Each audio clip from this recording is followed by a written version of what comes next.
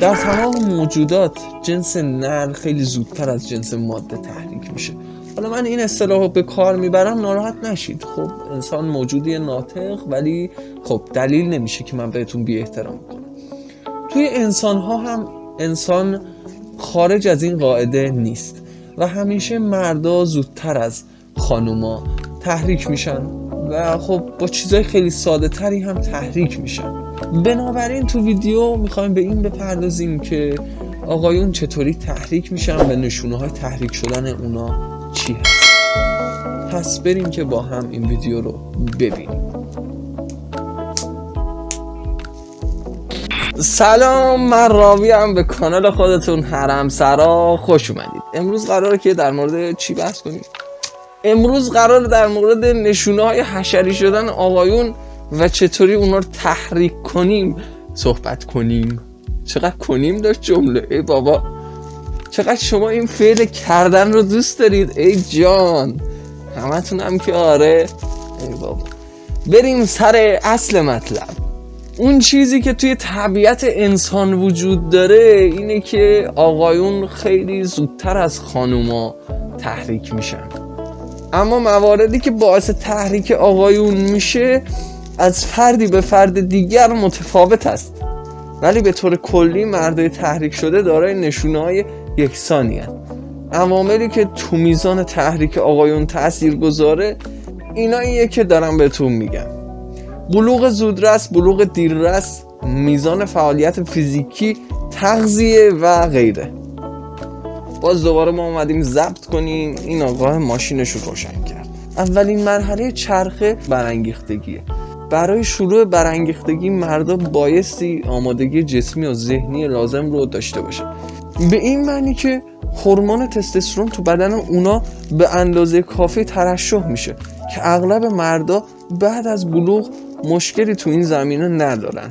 برانگیختگی میتونه به وسیله تمامی حسه پنجگانه لامسه، بینایی، بویایی، چشایی و شنوایی اتفاق بیفته. از چند دقیقه تا چند ساعت هم طول میکشه. از مهمترین نشونه‌های مردای تحریک شده تو مرحله برانگیختگی میشه به این موارد اشاره کرد: انقباض عضلات بدن، افزایش ضربان قلب، برافروختگی پوستی، همون لپاشون گل میندازه و این داستانا، سفت شدن نوک سینه. ای بابا این که مال خانوما بود حاجی، نبود آقایون هم هست. ای بابا عجب، نمیدونستم. افزایش جریان خون تو بدن به ویژه ناحیه تناسلی، متورم شدن بیضه ها، ترشح مایع روان کننده از بیضه ها قبل از به ارگاسم رسیدن. اینو نمیدونسته، این کجا؟ ای بابا عجب چیزایی میدونستی حاجی، چرا اینا رو به ما نگفتی؟ ای بابا عجب. مرحله دوم شهوانی شدنه. از نشونه های تحریک مردان اینه که مرد برانگیخته شده حالت نوز رو تجربه میکنه. تو حالت نوز حالت تناسلی سفت و راست میشه. سفت شدن حالت تناسلی تو نتیجه وارد شدن خون زیادی به اونه. و مرحله سوم افزایش ضربان قلبه. به گفته حاجی دات کام نشدی هنو؟ به گفته حاجی ما بعد از حالت نوز ضربان قلب افزایش پیدا میکنه و از نشونهای مرد تحریک شده تو این مرحله سرخی صورتشونه. بیضه ها هم تا حدودی متورم میشن و در نهایت تحریک شدن مردا به مرحله چهارم چرخه واکنش یعنی ارگاسم میرسن. ارگاسم و ارضا شدن مردا با انزال و خارج شدن منی از پروستات و کیسه های مربوط به منی همراهه.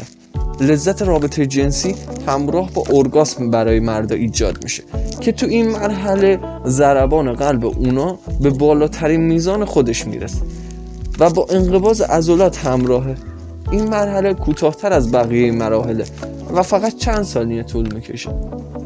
بله، و اما رسیدیم به مرحله آخر و جنجالی ما. نه جنجالی که جنجالی نیست دیگه، خب لش میکنه طرف، زیاد جنجالی نیست. حالا یه چیزی من گفتم، یه چیزی قل دادم وسط، شما جدی نگیرید. آرامش بعد از طوفان نبود، انزال بود. آرامش بعد از انزال. تو مرحله پنجم از چرخه واکنش مرد تحریک شده بعد از ارگاسم به آرامش میرسه. تو این مرحله نیاز جنسی فروکش میکنه و تحریک حالت تناسلی کم کم به حالت اولیه برمیگرده و از تورم بیضه ها هم کم میشه. تو این مرحله مرد نیاز داره که لش کنه و بمیره یه وری. آخرین مرحله از چرخه واکنش عدم پاسخگویی به سیگنال‌های جنسیه که در نتیجه حس آرامشیه که فرد بعد از یه رابطه جنسی به دست میاره. مرد بعد از ارگاسم نیاز به استراحت داره و بلافاصله نمیتونه ارگاسم بعدی رو تجربه کنه، به این معنی که بعد از ارضا شدن به مدت 30 دقیقه الی 3 ساعت به تحریک جنسی واکنش خاصی نشون نمیده. در هر حال بریم سراغ نشونه‌های بعدی تحریک شدن. بزرگ شدن مردمک چشم. مردایی که حین رابطه جنسی خیلی هیجانی‌اند، در نتیجه این اتفاق مردمک چشم اونا یه خورده بزرگتر میشه. تمرکز روی لبا. از دیگر نشونه‌های تحریک و شهوانی شدن مردا اینه که روی لب شماها بیشتر زوم میکنن. خب بریم سر بحث بعدی، لمس بدن. مردای تحریک شده از هر فرصتی استفاده میکنن تا شما رو تو آغوش بگیرن و لمس کنن و ببوسن. یعنی از این مردای تحریک شده فرار کنید، خطرناکن. ای جان کشت مرده اینگه موردن. لحن آروم. مردا تو زمان تحریک شدن از لحن آرومی استفاده میکنن تا بتونن همسر خودشون رو هم تحریک کنن و واقعا هم تاثیرگذاره. خودتون تصور کنید الان من باهاتون حرف میزنم، شما چقدر تحریک میشید. ای بابا باز حاجی اومد. آقا ما اشتباه، ببخشید دیگه سوء استفاده نمی کنم از کانال، من معذرت میخوام، ببخشید. نه من اصلا با صدای من تحریک نشید، حاجی ناراحت میشه. با صدای حاجی تحریک بشید، حاجی اصلا حرف نمیزنه. نگاه کردن به تمامی قسمت‌های بدن. مردا به کمک اون چه که میبینن تحریک میشن، بنابراین اون تو حالت شهوانی نمیتونه ارتباط چشمی بگیره و سعی داره تمامی قسمت‌های مختلف بدن شما رو آنالیز کنه. و اما میرسیم به مورد آخر، اضطراب. زمانی که یه مرد تحریک میشه شاید اولش یه خورده مضطرب باشه و بخواد اونو مخفی کنه. معمولا مخفی کردن تحریک شدن تو زمانی اتفاق میفته که امکان برقراری رابطه جنسی وجود نداره. اوه حاجی سخن آخرم زده. ای بابا حاجی خیلی جدی گرفتی بحثو. ای بابا رابطه جنسی از مهمترین مواردی است که زوجها باید در زندگی مشترکشان به آن توجه داشته باشند. شناخت نقاط تحریک پذیر مردان و نشانه های مردان تحریک شده می تواند در بهبود روابط زوجین مؤثر باشد. توجه داشته باشید که در برخی مواقع مشکلات جنسی به دلیل شرایط روحی و روانی فرد ایجاد میشه. مثلا مردانی که دارای استرس و اضطراب هستند دچار مشکل جنسی شده و نشانه های تحریک مانند سایر مردان را ندارند. و اما ویدیومون به آخر رسید. امیدوارم که راضی باشید و لذت برده باشید و به دردتون بخوره. اگه ویدیو اولی هستی و دوست داری که ویدیوهای بیشتری از ما ببینی و خوشت اومد، میتونی سابسکرایب رو بزنی و زنگوله کنارش فعال کنی تا هر موقع ویدیو گذاشتیم بیای ببینی. اگرم که حال کردید میتونید لایک کنید و برام کامنت بذارید تا کامنتاتون ما رو دلگرم‌تر کنه. دوستتون داریم، یه عالمه.